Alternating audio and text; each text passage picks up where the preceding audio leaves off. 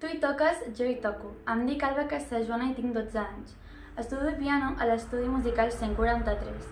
M'agrada molt tocar el piano, tot i que hi ha vegades que em costa estudiar més del que m'agradaria. Ara tocaré Camí de muntanya, que és d'un compositor que es diu Frederic Mompou, que mai havia tocat una cançó d'ell.